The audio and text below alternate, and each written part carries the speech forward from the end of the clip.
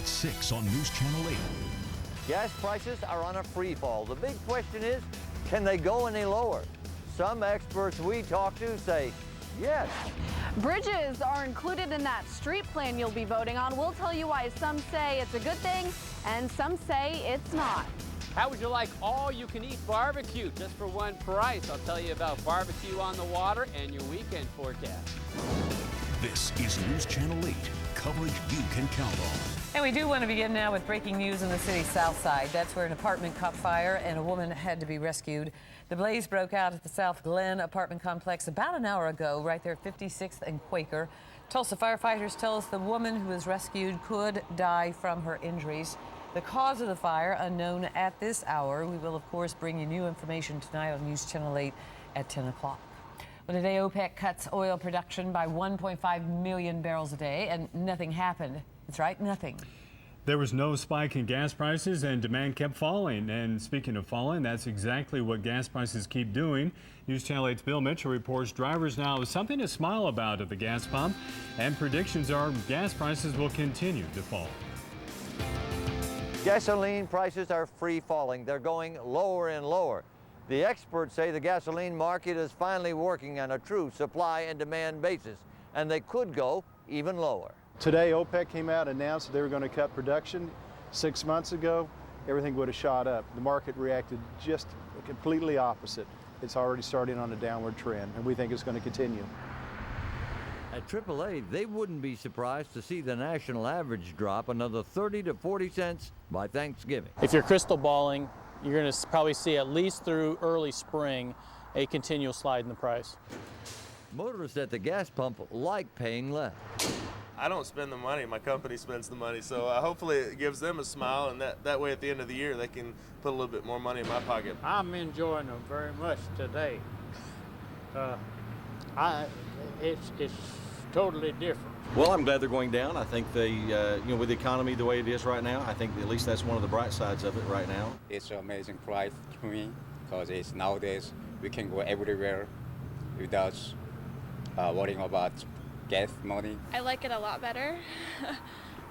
It helps with all the other things that are going on, trying to pay for everything else. No one can predict the future price of gasoline, but one expert said it could go below $2 a gallon soon. Motorists say, bring it on. Bill Mitchell, News Channel 8.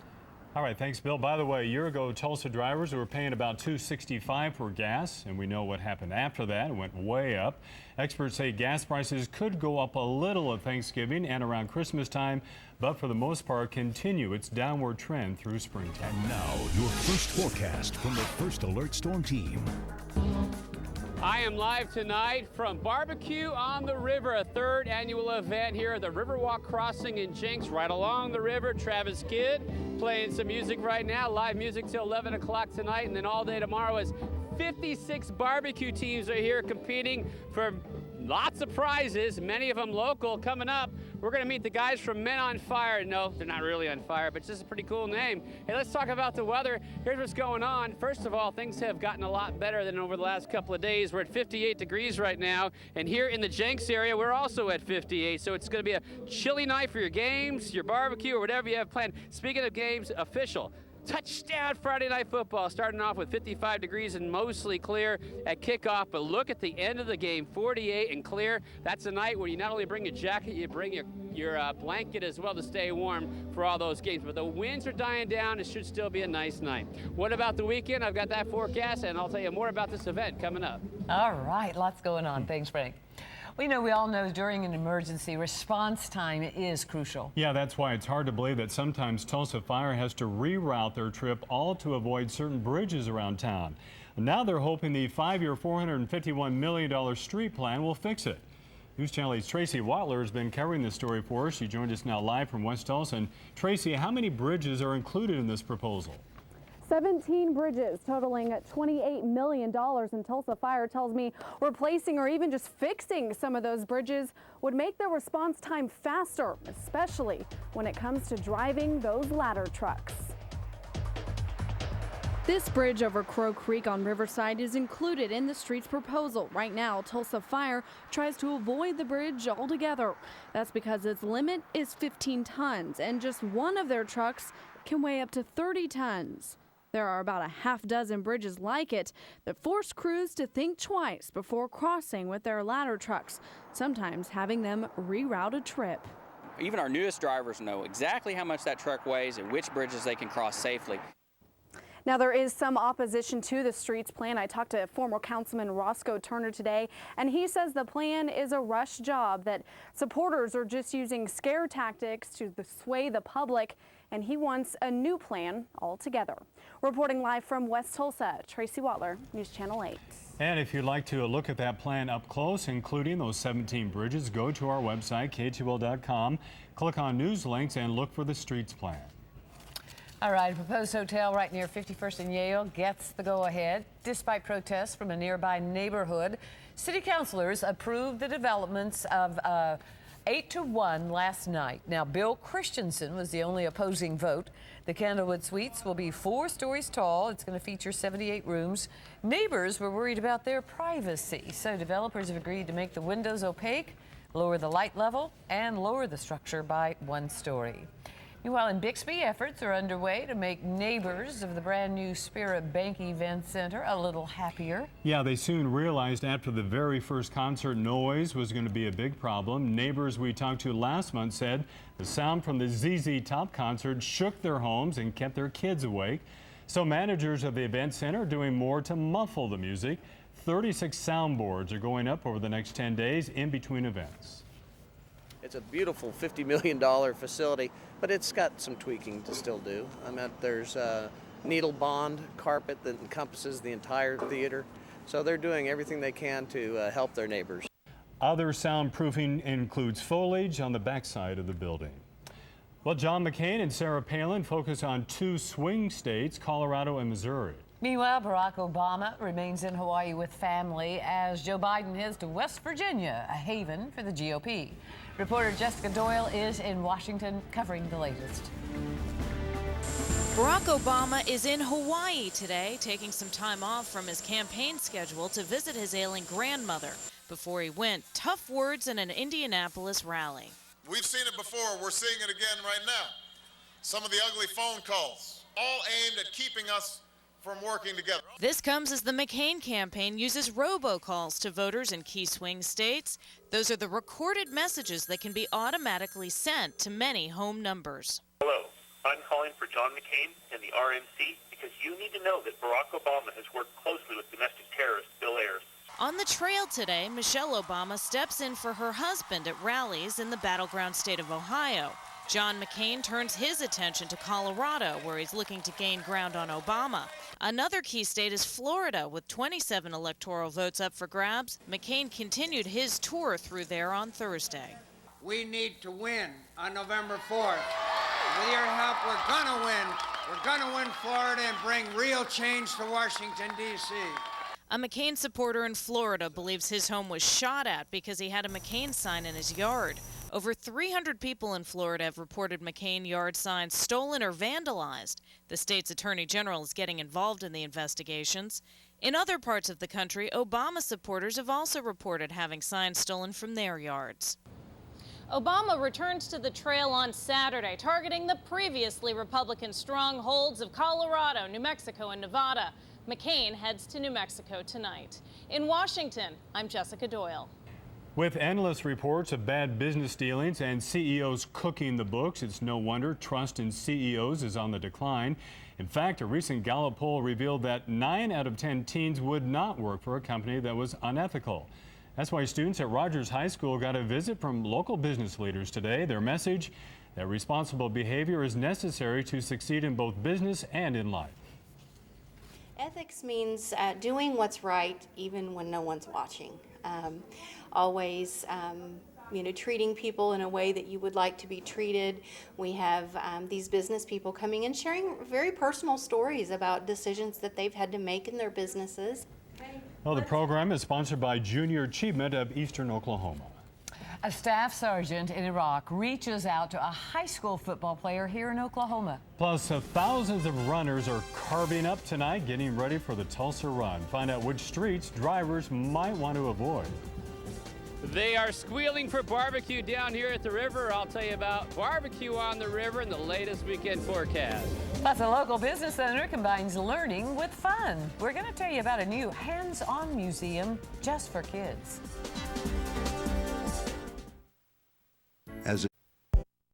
This is News Channel 8, covering tonight's breaking news in Oklahoma with Carol Lambert, Charles Ely, tracking storms with the power of Doppler 8000, Chief Meteorologist Frank Mitchell, and Sports Director Chris Lincoln. You're watching News Channel 8 at 6, coverage you can count on. Our student of the month is second grader Giselda Soto. Oh, you heard it. News Channel 8 is proud to announce that Park Elementary student Giselda Soto is our Grade 8 award recipient this month.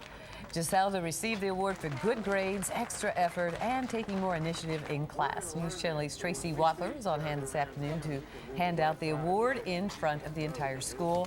Congratulations, Giselda. That's great. And kids and parents, y'all have a new place to have fun and to learn. That's right. Kaleidoscope Children's Museum celebrated its grand opening with a ribbon-cutting ceremony this morning. That museum is located at 61st and Sheridan, and it features 13,000 square feet of kid-friendly activities and exhibits. They include a barber shop, a post office, a grocery store, and a rock climbing wall, just to name a few. This is a hands-on arts and science children's museum. Everything's interactive. Everything here is please touch. It's created to be fun and educational at the same time, so they're learning while they're playing and playing while they're learning. The Kids Museum is open 7 days a week. Tickets are $6.75 for kids under 8 and $8 for kids 8 and over.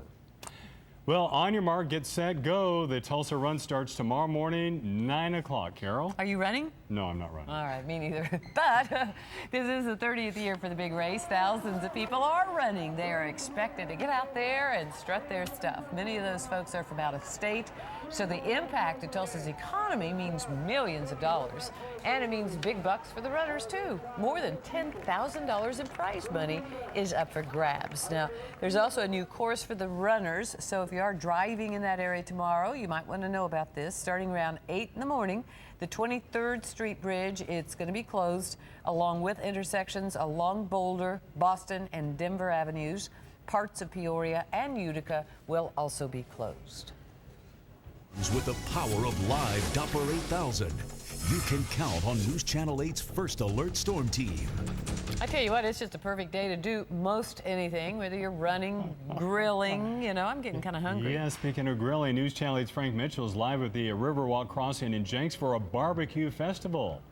It really is a great festival, and boy, do we have a lot of things going on, don't we, this weekend? This is Barbecue on the River, a third annual event down here at the Riverwalk Crossing Shopping Center in Jenks, right along the Arkansas River.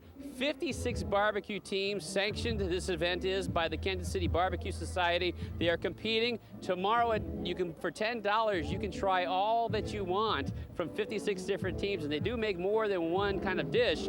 And this all goes to the Make-A-Wish Foundation. Now, tonight's the night that they're setting up, they're cooking, and you can get some taste tonight of some side dishes maybe. But let's meet one of the teams. We've got Men on Fire, 3 brothers from Bixby, kind of a new barbecue team since they've been together only about a year barbecuing. But I got Louis Cerna with me right now, and so you guys are fairly new at this. Yes, sir. We've been doing it for about a year now. Okay. So tell us about the process. Tonight, you're going to be here all night long? We'll be here all night. We'll practically be up all night, not just here. We'll be cooking all night, tending our fire, and taking care of our food. So will one of you be napping while the other one's stoking the fire? Probably so, but Yeah. since I'm the youngest, I'm the one that gets stuck staying up all night. The youngest and the biggest. All right, take a look at what they've got cooking. Tell me what you got going on right now. Okay, right here, we got a rack of, actually more than one rack. There's 4 rack of ribs that we're cooking. They've been cooking since about 1 o'clock, and they're just about done. Yeah, and this is stuff that you're actually making for tonight for friends and family, and then you cook for all the different categories in the competition, right? That's correct. Right here we have sausage. We got some bratwurst up there on top. We'll be cooking a pork, which is we have there also. It's all wrapped up. We'll be cooking pork, brisket, ribs, and chicken for the actual competition tomorrow. And do you have anything, you don't have to tell me the secret, but do you have anything that you secretly do for your recipe? We do have quite a bit. I like to call it love. We put a lot of love into our cooking. All right. You're not going to tell me, are you? Oh, no, I'm not. Over 170 pounds of meat these guys get for the barbecue. Wish them luck. They haven't gotten past 8th place, but 8 is a great number. Hey, let's check out the weather. Here's what's going on, and don't forget, you can come down tonight and check it out, and then you also can come down tomorrow and taste, and there's live music going on. It's just great. And they're going to raffle off a hasty bake. Hey, frost advisory to the west. Here we're okay, but we'll probably have our own frost or freeze advisories early next week. All right, let's talk about the current conditions as we go right back into the barbecue, one of the largest barbecues I've ever seen. You can see all the great food cooking, but here's what's cooking for the weather. 58 degrees. It's gotten quite chilly since the sun went down, but the winds are getting lighter finally. They're up to 25 miles per hour today. They're down to 10 miles per hour, but they are out of the northwest, so they are chilly winds. Pressure rising, 61 the high, cold start at 40. The sky is clearing, so it's going to be cold tonight for anything that you go out for. Let's go ahead and check out those current temperatures. We have 58 here in Jenks, 58 in Tulsa, 56 in Bartlesville, 61 in Okmulgee, 58 down around the Muskogee, Wagner, and Fort Gibson area. Let's check out your forecast as we take a look first at your Tulsa Run forecast tomorrow morning. Another event going on, as you just heard in the news. The 5K 8:30 start, the 15K 9 o'clock start, 44 in light winds, 47 in light winds. Great running weather as it'll be nice and cool, and the winds will be light, so that should not affect your run hardly at all. The rest of the forecast calling for a quiet but cold night. High pressure moving in. That means cold weather. 40 tomorrow morning for Tulsa, 30s outside of the city of Tulsa. During the day tomorrow, plenty of sunshine. Should be an absolutely spectacular day, especially after the last couple of days. 71 our high in Tulsa, and we'll have 60s and 70s elsewhere.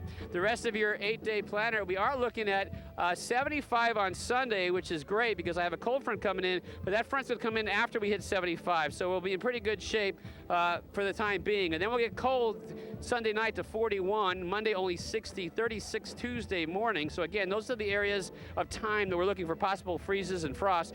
Our first freeze and frost usually hits November 3rd, so we're really not too far off.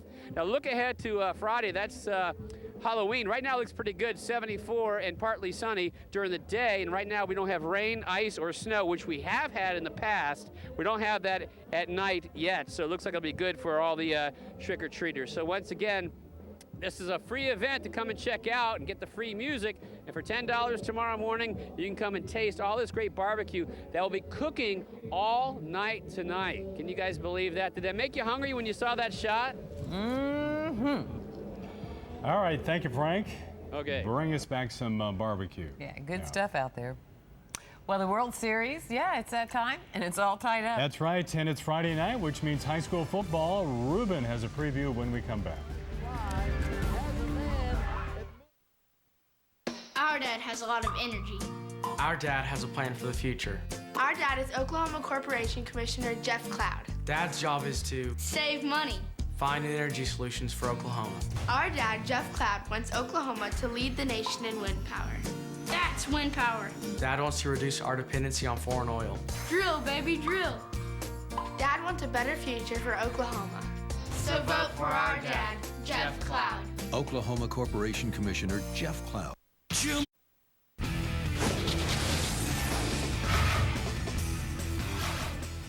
All right, it's week 8 of the high school football season. Sounds crazy, but this season almost over already. Touchdown Friday night, we'll be covering games all over the area like Jenks, Union, Claremore, Skytook, and Owasso, just to name a few. Be sure and tune in tonight at 10:16 for Touchdown Friday night. First game of this week actually took place last night at SC Williams Stadium. The Central Braves racked up more than 550 yards of offense, including 364 yards by this man right here, DeMarco Cobbs, the quarterback.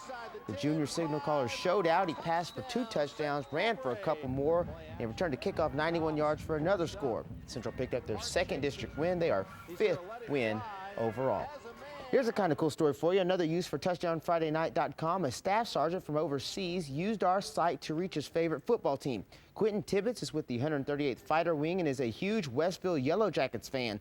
Such a big fan that he sent us 3 photos of himself cheering for the Jackets while building some bombs. He sent the message in hopes of inspiring his team to beat Vian this week, which could be for the district title. Seems like every weekend we're talking about how big the upcoming weekend is in college football, and this is no different. The Oklahoma State Cowboys will have their biggest game of their recent history when they travel to play Texas. Sooners also on the road taking on Kansas State. Golden Hurricane don't actually play till Sunday against Central Florida. Then, of course, the Hogs will face their former coach Houston Nutt and the Ole Miss Rebels on Saturday. Saturday will also be the next game for the World Series. Thursday night's game was all about the Tampa Bay Rays. The Rays evened up the series, and they did it by playing what we call small ball. What is that, you may ask? Well, no home runs for the Rays, instead scoring their runs in squeeze and fielder's choice situations. Game 3, Saturday in Philly. Tulsa Oilers trying to open up their new season in the BOK Center by setting a CHL record. The Oilers open the season Saturday when they host the Oklahoma City Blazers. When they do that, the club officials are expecting as many as 18,000 fans on hand to watch that game. That would be a new Central Hockey League attendance record. The Oilers actually came into the studio today, and I asked them if it's cold in there, because if it's not cold, I can't go. If it's cold, I can't go. If it's not cold, I can go. If it's not cold, if it's cold, I can't go. I can't handle cold weather. Really? I get the jitters. Well, it took them a while to get that floor ready. They did, but they're ready. He said they skated on it today, and they're expecting a ton of people out there tomorrow. A lot of hockey fans around here. I guess All so. right, thanks.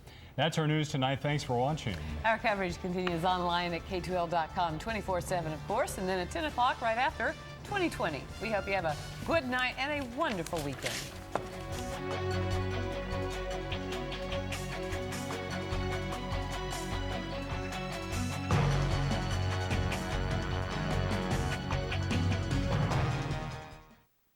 Coverage from Live Ranger Aid is brought to you by Cleartone, Oklahoma's largest hearing aid provider, Crown Bristow, and the new Primo Kia, and Burgraff Disaster Restoration, the one to call. News Channel 8, coverage you can count on. Tonight with Wife Swap and Super Nanny.